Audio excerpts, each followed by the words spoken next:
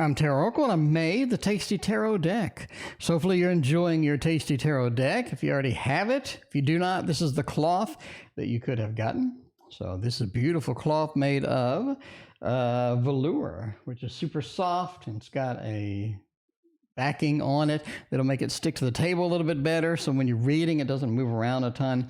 Anyway, so let's get the first card, the Fool. The Fool is pancakes. Basically, so there's multiple layers to starting a new adventure. There's multiple layers to taking that risk, to launching forward, to seeing where things are going to be, or to seeing where things you want to go are going to take you into. You do have some sticky situations. You do have some things that you have to navigate around, because no adventure really entails just going on a super adventure or a super time, an excellent, Ted's excellent adventure, what have you. You have to navigate around the syrup indeed, as well as you may have partners within this adventure, or maybe even you, that are looking at the risk that's involved, or the height that is involved here, getting a little nervous, getting a little hesitant about what they really want to do or how they really want to be in this particular thing. And the Fool in this instance is packing some forks on there. So you'll notice we use a pencil for pointing. You'll notice there are forks right here. So you're packing what you need to eat the pancakes. In other words, you need to pack, you need to get things ready to what you need to have on your adventure. I think we spend a lot of time wasting time going on adventures where we're ill prepared. We may not have the forks that are required for us to take this adventure, to take this level of movement on and what have you. So you definitely need to be prepared. You need to be ready. And if you're not, you're going to have a little bit of a difficulty sort of navigating through that. Let me go ahead and raise the table here for the following cards. Yeah, there we go. That's a that's a little better of a close-up that we got going on here. Looking pretty good. Okay, so yes.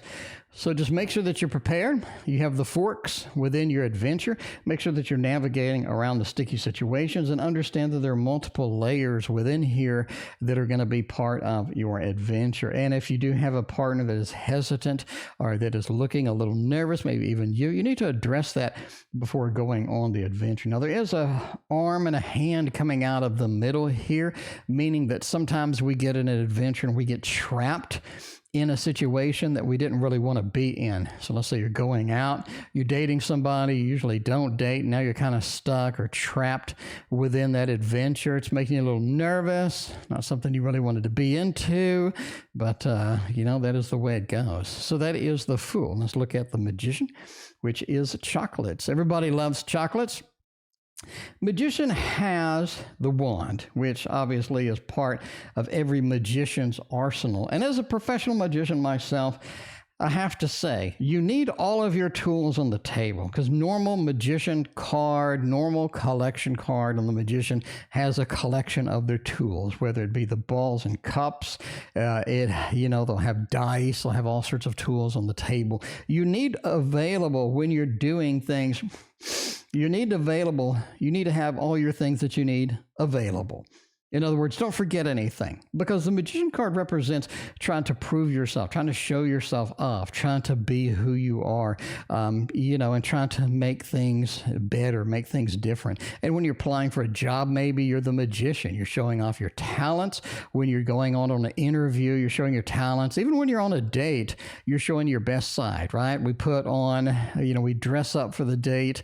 We try to impress on the date a little more than normally we would just meeting somebody randomly on the street or what have you. So this is important to factor in when you have the Magician card. Just make sure that you have everything that you need once you're trying to prove yourself. So let's say go on a job interview, and I didn't research the company before I went there. So now they're asking me questions, and I don't have any questions to ask them. And I look stupid because I don't have any questions to ask them because I didn't really research their company. Or maybe I misread the job application, and it's something different than what I anticipated. Maybe they want a different programming language, whatever. I don't have all the tools on the table that I need, and as a subsequent result, I'm having issues, trying to prove myself, trying to show myself. In addition, the magician is sort of getting their arms and sort of waving it out or putting their arms out. Showing a level of vulnerability is important in the magician because a lot of times we're so focused on proving ourselves in the interview. Or we're so focused on being the magician, trying to get things going the way that we would like. We really don't open ourselves up to that. You'll see that with people that go out and try to get a date or go out and try to find a relationship. They're just not open. They don't have open arms. They're not open and available for the date.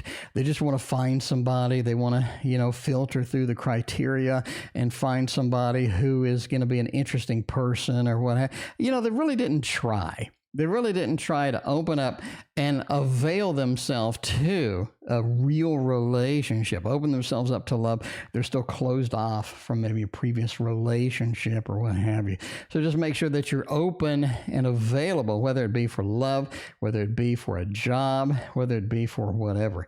Kind of says the same thing with a job interview. You don't really want that job, but you're just sort of interviewing with it. So, you know what I'm saying?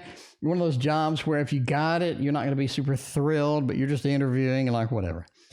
Anyway, the high priestess talks about marshmallows. High priestess, the veil and the high priestess is kind of just this area behind it with this big open area with marshmallows kind of everywhere. And marshmallows kind of brings the softness to the high priestess because the high priestess is about intuition. It is about knowledge with reading the Torah, right? But it's also about availing ourselves to being soft, being a little more gentle. We don't have to go hard into that sounds bad. We don't have to go super difficult into the high priestess. We don't really have to, search deep within ourselves to try to get that intuition going. And I think a lot of people do that. They try to learn, they study too much.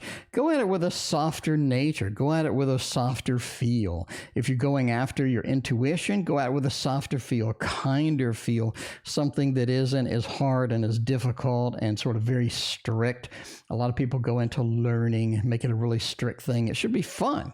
It should be developing knowledge with the high priestess should be fun, as well as getting your intuition. Your intuition should be an opening of your mind, of your third eye, sort of just understanding, where you're at and where you want to be, what's happening, kind of getting all of that available with the high priestess. So you do have the two pillars over here with the B and the J.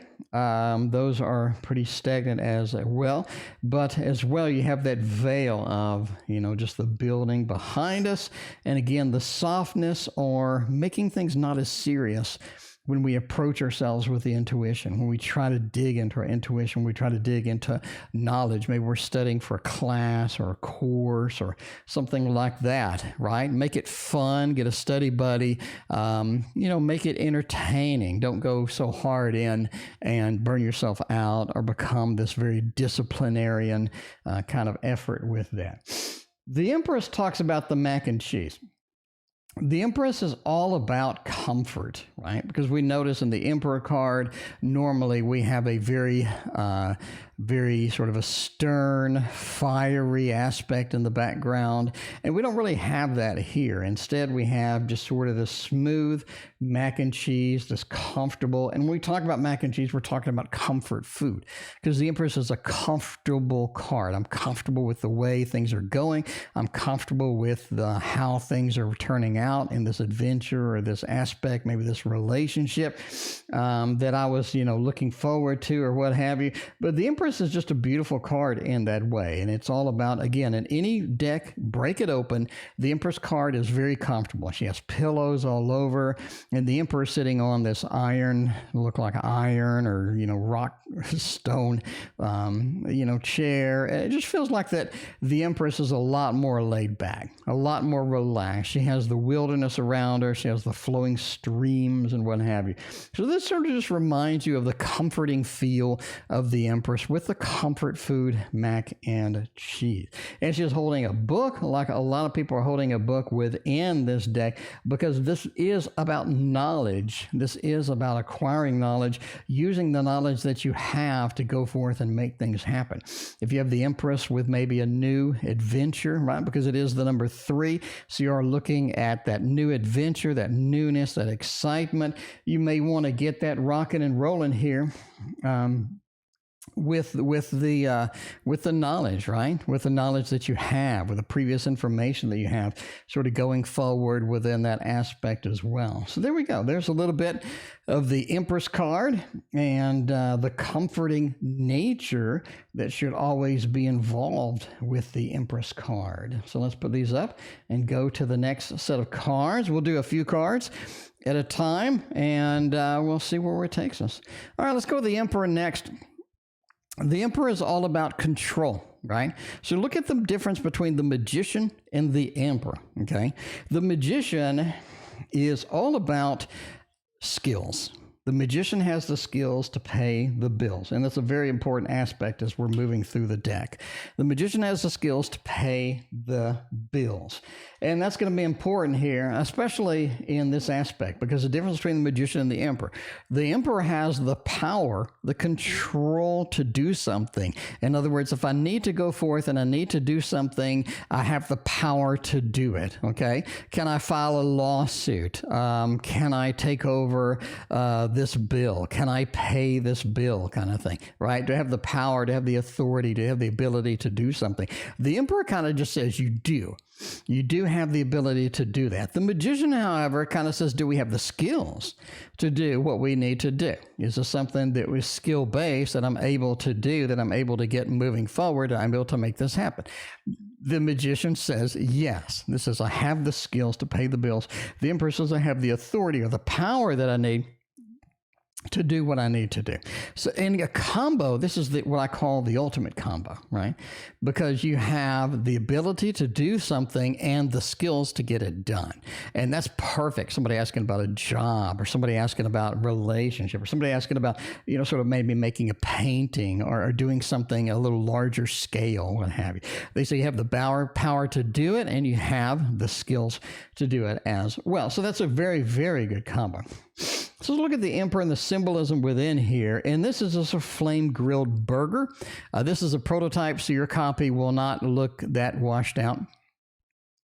But flame-grilled burger, right? The Emperor sits on a stone. The Emperor sits on a pillar above everything else. And you see that with other cards like the Six of Wands, where they're, above everybody. They're on a horse. They have a heightened elevation, what have you. And this just kind of says that, hey, I am above it all. I'm looking from a higher perspective than anyone else. You kind of see that with the traditional Emperor card, because they are on a throne that is atop a mountain. I mean, you have mountain ranges behind you, kind of sort of show that difficulty, that they had to pursue to get to where they are, that level that they had to climb to get to that level. And this just says that I have the ability, I have the power here, and it's the use of fire. It is the use of flame. It is the use of that fiery aspect of that Aries portion within the Emperor, getting it out and getting it done and doing it all at once. A lot of the Aries aspects, hashtag not all Aries, a lot of the Aries aspects is I like to start stuff. I have all these cool ideas, all these adventurous things I'd like to do, and I would just like to start stuff and get it going and keep it going. And that's kind of, something exciting that I wanted to do. But you just kind of have to realize that a lot of times the Emperor may not be able to do what they need to do. But if they get on a higher elevation, if they're able to sort of breathe down, if they're able to make that happen, then indeed they can get it done. So it's all about getting that moving and getting that rolling.